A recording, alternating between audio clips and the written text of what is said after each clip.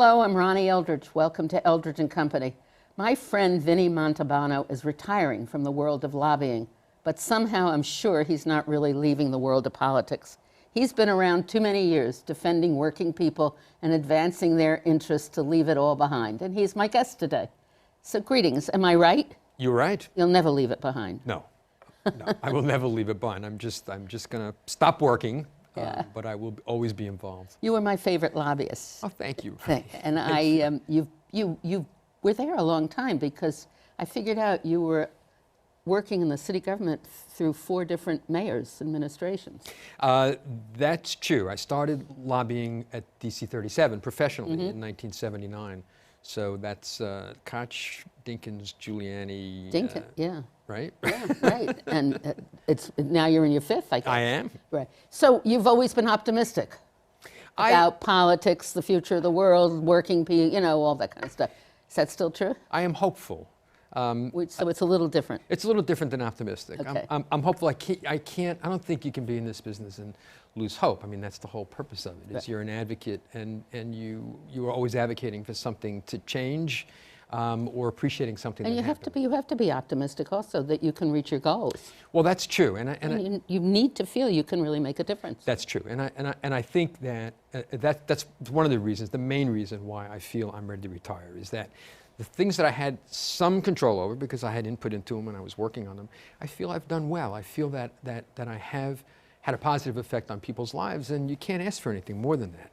Now, on the more general, broader things having to do with politics, government, and the way that is working in society, that's become a little distressing to me, I would say. That's the word I'd use. You represented a lot of unions. I did. So what do you think about them? Have they maintained, improved their strength, weakening, losing some strength? I think the union movement is losing a lot of strength, and I think that anyone in it that's honest would say that.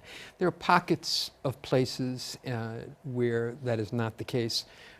Here in New York, the hotel trades, the hotel workers, and even in other places like Los Angeles are doing very well.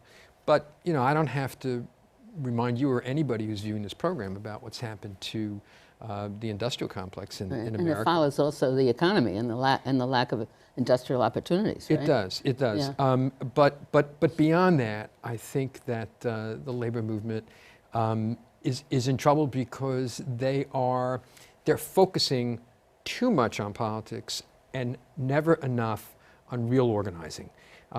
There are things that are going on now that are hopeful. You've asked me about hope, and I'm hopeful because the unions are working together with advocacy groups in various communities. But a lot of time has gone by, and a lot of things have happened that are very negative.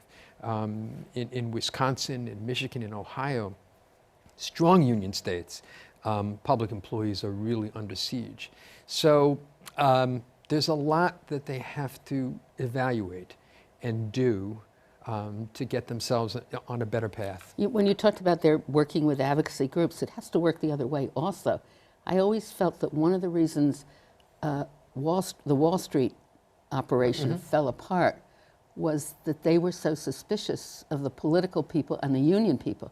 They wanted to do it themselves, and they can't do it themselves, I don't think. You're talking about the advocacy groups? Yeah. Yes, I agree with that. Yeah. Well, the labor movement is I don't want to be too absolute, but it really is one of the last remaining major nationwide institutions that can and should be used for progressive purposes. The problem is that the labor movement itself is divided in many ways. That has been a legacy since the AFL and the CIO, were apart and got together, and the trade union movement, part of it won out. It's always been the case. But there is such a siege that's going on now that I think the leaders of the labor movement, I think they're thinking about this, but I don't know how much progress they're making, and I think they probably want to bring in some folks who are not part of their own bureaucracy to consult with. I have always said in this business, you got to avoid getting a forest for the trees complex. You're in the middle of things, you have colleagues, you like them, you work with them, but then you start talking to each other and other ideas go by the wayside. So that would be the case generally, but I think with the labor movement particularly. It's so much, though, a part of what's happening in the world. I mean, you get overwhelmed when you think about it with the influence, and I guess it's always been that way, but in our lifetime, and mine's a little longer than yours, and you've got your FDR button. I mean, I never voted for him, but I remember him. I didn't have the same feeling of the overwhelming power that the financial community had. And I think we look around, and it's always got it. Even in New York with campaign finance, somehow they still can control the dialogue, yes, you know? That's yes. number one. Yes. And number two then is the whole question, which we're facing now, racism. But what impressed me the most was, I heard the other day, Lyndon Johnson, when he signed one of the civil rights bills into law, he said, there goes the South. And look at the Democratic Party. I mean, it's lost the South. The Southern Democrats are now Republicans. Why is that? And along with that goes the lack of interest and support of being a union member. Yeah. Well, I try not to make absolute statements, but I let's will. Yes, I will. I'm definitely going to cross that line. Look, I think the Democratic Party. The reason I wear this button is because this is a simple way to remind myself, to remind people of where the Democratic Party should be. The Democratic Party has lost its ability, or desire perhaps, to talk about economic issues. And that's what they need to do. And that's over the course of time what has happened in the South. Now, a part of that obviously was that the Democratic Party was in the forefront of civil rights and defending racism and integration. Of course, that was a problem in the South. And it still is a problem in the South. But there were other elements that they abandoned and have not actually picked back up again. The Democratic Party's reaction to the recession that we just went through was nowhere near what FDR did. And yet it was very similar problems, very similar problems. You know, he said, I welcome the hatred of the banks. Well, the banks were bailed out just before Obama and the Democrats came in, but we basically continued that. Only now are we starting to do things that are getting retribution from the banks and getting money from the banks. But you know, it's so far away from the problem that created this that I don't think people even appreciate it. They became part of the financial community with the interests. You know, we look at Congress. I mean, they're very rich. Yes, they are. They don't know what it's like to be poor, right? But no, they don't. No, they don't. And you know, part of that is that we've lost that conversation. We've got to get it back. When populism, the word populism, is associated with conservative Republicans, there's a problem. There's a problem here, and we have to grab that back. Look, there has always been a struggle between oligarchy and populism, or between the oligarchs and the people. FDR and the Democratic Party at that time recognized that, and the things that they did lasted for 40 years. But we have not talked about that, and we have to get back to talking. Do you think we're beginning to see a rise in the interest of the general public? Also, the general public is at fault also. They don't vote. Yeah. They haven't been active. Right. They haven't expressed their disagreements. Right now, we're beginning to see it. Right. With younger people, and it's very exciting, I think. It is very exciting. Yeah. And that's why we need to take advantage of it. I agree. I will never absolve the American people from not voting the way they should, the way other countries do. Mm-hmm. But if you read all the analyses from this past election in the last month or so, you will find that many people didn't come out to vote because with all of the noise that was going on, they didn't feel that they were being spoken to. Right. And that is where we have to change. Right. Now, part of that, you mentioned campaign finance, part of that has to do with changing the campaign finance and election laws. I'm not against public financing of campaigns, but I do not think that's the panacea that the good government groups make it out to be. Right. What I think needs to be done is two things. One is all contributions from anyone who does business with the government needs to be banned. Lobbyists, their clients, people who are regulated, people who have corporations that have contracts. Anybody that does business with the government should not be able to make a contribution. So that would be the size of contributions. It would be no contribution. None whatsoever. None whatsoever. Then the size of contributions have to be regulated. 60,000 and change is the maximum amount that an individual can give to a statewide candidate.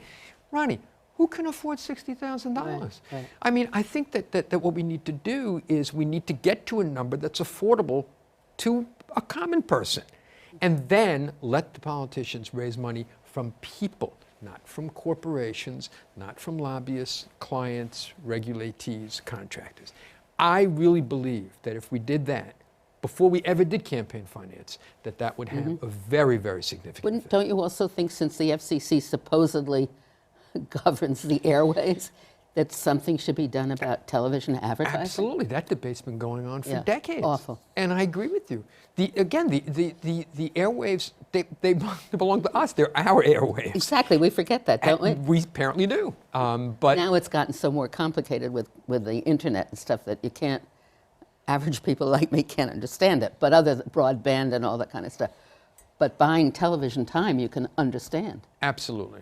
Absolutely, and I'm not far ahead or behind you in terms of the internet and my understanding of it, but basically that can't be the Wild West either. And I think that Obama's making some proposals on that. Yeah. I don't know what the Republicans are going to do now that they have the Congress, but look, none of these things belong to people because they have money.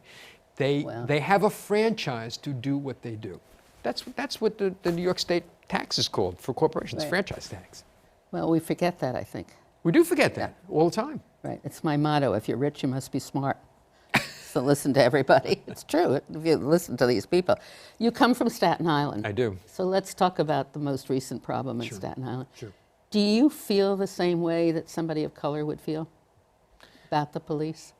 Do I feel the same way about the police generally that someone of color would feel? Well, no, look, I think that I could never say that because I think that experience is unique.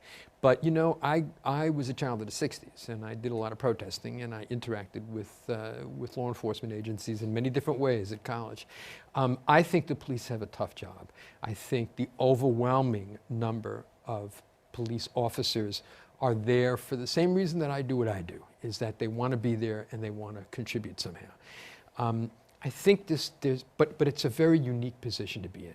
And there's a special responsibility on the part of their superior officers to make sure not only that they're trained well, but that there is support for them and intervention for them.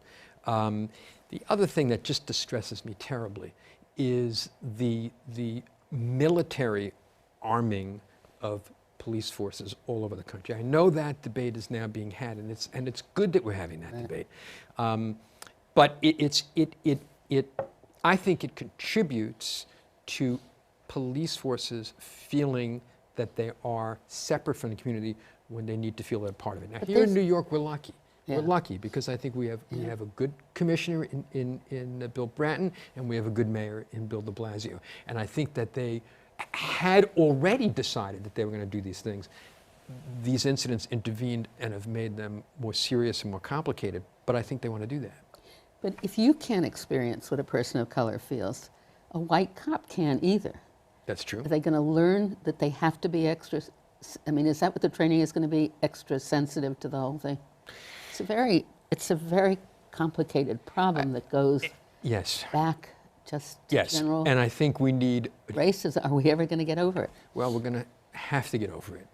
Although, look, the beauty of our society is it's a multicultural, multiracial society. Most of the countries in the world are not like that. And in it's fact, changing. in many countries in the world that are not like that, there's a lot of conflict. Yeah. And so we have conflict too. But I guess if you want to talk about hope, in our context, that conflict is because we all want to maintain and build that multiracial, multicultural society. So will we have setbacks? Yes, we'll have setbacks. These incidents are among them. And they're tragic, and they absolutely should not have happened. But if it results in yet another dialogue, deep dialogue, like we had during the civil rights era that you and I experienced, then I think that'll be for the better. But there are so many things that need to be done. Among them is, in New York particularly, but maybe in every state, is reform of the grand jury system. I mean, this is just, this is a throwback to an era when it seemed to have made sense. doesn't make as much sense now. And prosecutors using that to basically absolve themselves of making the difficult decisions is a big problem. Have So you we ever have to been do on a that. grand jury? I have not been on a grand I jury. was subpoenaed once to be on a grand jury, but I got out of it because it's such a commitment of time. Right. And that, in a way, is already a selective process about who's going to be in the jury box. Right. But interesting when you remember, think there's about that. only the prosecutor in there. Yeah. Only the prosecutor in there. I fear for this young policeman from the Public Housing Project. Yeah. I think he's going to be, could be, the victim of overcompensating for Staten Island. You know what? There's not enough information on that situation yet. But again, there's actually a physical thing that should be done, could have been done, must be done. Like? The lighting. My goodness. My goodness. Now, look. You know, one of the unions that I'm about to end my representation of represents the maintenance people in the housing authority. Oh, really? Yes. And you know, they're not given the tools. I don't mean hand tools, but I mean, you know, financially, et cetera, to keep able to up with the cover it. repairs and things. So, I mean, that's a place where we can do something that may not totally solve a problem, but would have an effect on it. So like what we want to do with the banks is make the head of the housing authority criminally liable. Well, I don't know that I would go So- that far. I know, but you know, how do you make them, well, let's not even get off the tangent. What do you, the general feeling in Staten Island, was it actually split between color, do you think, in Staten Island? Well, yeah. I mean, I think that's always going to be the case. But I think there's a substantial number of people in Staten Island that were distressed by it. Look, that video is very tough to watch, and not draw some conclusions, which is why I thought the grand jury was not a good idea in this instance. I think it should have been thoroughly investigated, deeply investigated, and there were perhaps other charges that may have been more appropriate. I don't know. I'm not a lawyer. I don't play one on TV, as I'm fond of saying. You know, but there were a lot of things that could have been done.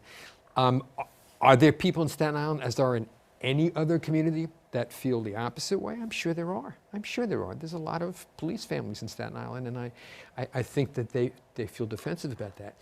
But does anybody think that, you know, Eric Garner got what he deserved? No, I don't think so. I think you have to be anybody. I think you have to be a Yeah. pretty stone cold person to think that. So you know, again, it's not a matter of blaming. It's not a matter of I shouldn't say it's not a matter. Blame is part of it. Finding fault is part of it. But the larger part of it is finding solution, is finding dialogue. And in that context, Debbie Rose, who is the African-American councilwoman from the North Shore, has been doing an incredible job of keeping everybody talking and focused. It is worn her out, but she is still going at it. Is she the only Democratic council member from Staten Island? Yes, she is. Yes, she is. You were a strong supporter of hers. I was and am. She's I was a too. dear friend of mine, but Yeah. this is really tough. But she is doing it, and she's doing a fabulous job. And you know, and I don't think any of the other politicians in Staten Island, no matter how they feel, are doing anything the opposite of that. But this is Councilwoman Rose's community, and she's doing what should be done. So what are the major issues that you think we face, and what are you going to do in your retirement? Well, as I said before, I think the major issue we face is getting our economic system under control so that it works for everyone and not just for an increasingly small minority. I'm not against people having money. I'm not against people having wealth. I really am not. But the reason, again, that I wear this button is because what FDR did, FDR saved capitalism. And everybody acknowledges that in the history books. But what he did was he put it on a path which for 40 years worked really well. I know it's a bad word, but it's not a bad word. Of regulating the way things are done. Deregulation is the key, wasn't it? Absolutely it was. Because it is natural the profit motive is natural, and then doing things that get you to that point is natural. But being natural does not make So it how are we right going to for the get larger there? How are community. we ever going to get there with the Congress we have? We Well, need that's a question that I am not yet equipped to answer. I mean, I think that those of us who care about the party, care about liberal progressive principles, populist principles, I'm going to use the word because I feel that, need to keep whacking the Democratic Party in the back of the head. Well, I mean, Howard Dean had the idea when the National Democratic Party paid more attention to state organizations. Yes. And what it really comes down to, whether you're an idealist or not, it comes down to politics. And we got to pay more attention to what goes on in your city, in your state especially. And organize, organize, organize. That goes Right. for the labor unions. It goes for activists who want to organize the parties. People are not going to get out to vote unless you organize them, bring them there, and give them a reason. So those are the three things. And we have 5 years to do it, because then there's a census and then there's a redrawing of the lines. Yes, and we got to pay attention to it this time, which we didn't in the last. And we have to develop candidacies. Well, you went back to say that your criticism was of the party. You remember the party when people really were able to make some impact of the party. Yes, but the Democratic Party, Republican Party, basically are now captive to the thing I talked about, to lobbyists and clients and interest groups who are either spending money independently or contributing money in huge amounts, and the parties have gone by the wayside. If we can control the connection between money and political decisions, and maybe the parties will begin to regain some control, it'll level out a little bit, and perhaps that's the way that we organizers and advocates will have. Well, why can't the parties take advantage of getting more money? Well, the parties can take advantage of getting more money, but that's not the way the moneyed interests see it right now. And you know what? We could go back to that, but we'd have to regulate that too. You know, it can't be unlimited. Look, all these things can be done, Ronnie. Yeah. That's the hopefulness that you asked me about. So are you going to work within the Democratic Party? Yes, I guess I'm going to work with the Democratic Party. You know, in the days of FDR, there was a platform that everybody knew, and the platform covered many interests. Nowadays, each interest is there by itself. Yes. So do you think we need that bringing together of the environmentalists, the unions, everybody? Oh, yeah. That's what needs to be done, doesn't it? Yes. That's So absolutely what it needs to I be. mean, that's what you're really saying. Yes, the party but then has to stand for yes, it needs to stand for something. And and that the needs to largest be, umbrella to bring everybody together. Right, and it needs to be articulated, and it needs to be broadcast, and people need to be organized around it. It's all of those things together. But first, yes, you have to have that message. And I believe that we have diluted and lost our way in that. Economic equity, income security is the word I like to use. Income security should be the defining message for us. Everything revolves around that. Health revolves around that. Environment revolves around that. Everything revolves around that. Making sure that the society and the process works for working people. I asked you at the beginning that you've been working with 5 different administrations. So what was the difference between them? We have just a few minutes. The difference between each of the 5? Just, you know, well, they were the function. They were the function of their personality. Yeah. Each of those. I mean, before that was Abe Beam, who was kind of not much of a personality.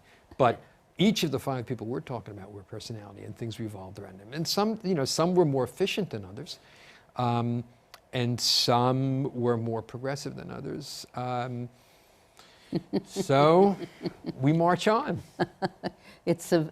When you talk about personalities and administrations reflecting the personalities, it doesn't necessarily have to be in contradiction to what the parties stand for or what that person is standing for, does it? No, you know what I'm saying? No, it doesn't at all. It doesn't at all. Now, why didn't Staten Island elect another Democratic member of Congress this last election? Well, I think it's difficult for a candidate from Brooklyn to win. That has always been the case. And that's a very, very, very big part of it. Dominic Recchia is a good man, and he was a very, very good councilman, a good finance chairman. But it is difficult, even for somebody like Dominic, to project himself to Staten Island as somebody who they will think will take care of them. Is your party, the Democratic Party in Staten Island, does that exist? Kind of, yeah. And are you grooming candidates for in the Look, event? I'm an activist, but I'm not an insider with the Democratic Party. But I will say you this better to you. get to be an insider. I'm not sure that I want to do that, to tell you the truth. But as Well, far then as them, oppose them and as get far as other them people grooming in. candidates, I think they could do a better job of it. Let me Yeah. say that. Why can't you go back to the old-fashioned reform movement or something and figure out a way to make the local Democratic Party reflect what you want it to reflect? We could do that. We could do that. But I'm going to be more of a follower and a I can't interest you into and a this, colleague. Leading a reform movement? I don't know. I have to think about that. because Staten Island is ripe, and Debbie Rose needs company. She certainly does need. Yeah, and then you're going to have a borough president. You've got a lot of different elections. So what I'm trying to say is people have to get involved. Yeah, well, look, Staten Island has changed a lot over the years. I mean, they have voted a number of times for candidates in larger races, state and federal races, that you would not have expected them to 25, 30 years ago. All right, well, we're going to be watching you. Okay. I expect to hear about this new movement in Staten Island. Thank you very much, Vinny, and much good luck to you in the future. Thank you, Ronnie. I appreciate it. Thank you.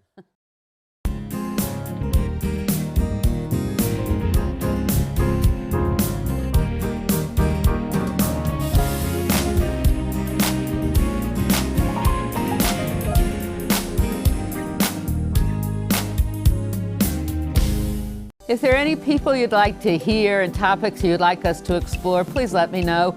You can write to me at CUNY TV, 365 Fifth Avenue, New York, New York, 10016, or you can go to the website at cuny.tv and click on Contact Us. I look forward to hearing from you.